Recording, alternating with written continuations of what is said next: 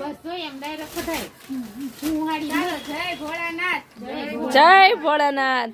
સવારમાં તો આજે રીલ્સ ઉતારવાનો ટાઈમ નથી મળ્યો કેમ કે પોટલા ખોલ્યા હતા સુનીતાબેને, પણ અત્યારે તો સુનીતાબેને કીધું છે કે ભાઈ આપણે બતાવો એમ રીલ્સમાં પણ. વાવ, આ સેમ્પલ આવ્યા છે આપણી પાસે ખાલી.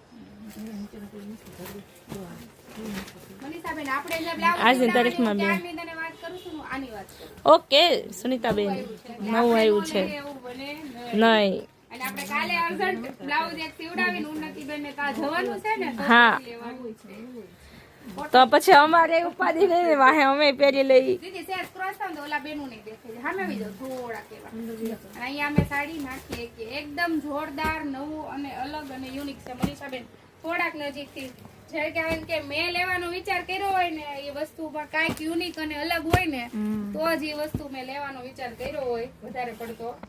અર્જન્ટ બ્લાઉઝ નાખીને પહેરવાનો નવી વસ્તુ છે આખી યુનિક, કોટન લાગે. એકદમ મસ્ત.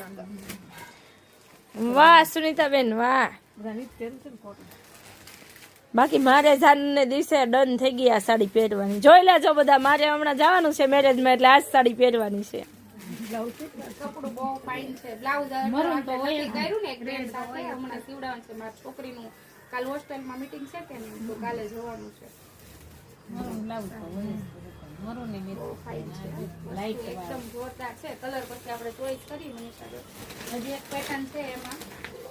પછી એક આ વસ્તુ હમણાં અમારે ભાણિયા ભાઈના મેરેજ છે, તો હવે નવું નવું યુનિક અમે પણ ગોતી લઈએ. પહેરવું હોય ને મનીષાબેન તો આવું પહેરવાનું હોય. એ તો આપણે પ્રોફેશનલ વસ્તુ છે. અને આપણને પ્રોફેશનલ જ ગમે છે ને સુનીતાબેન. નજીકથી લો. વાવ.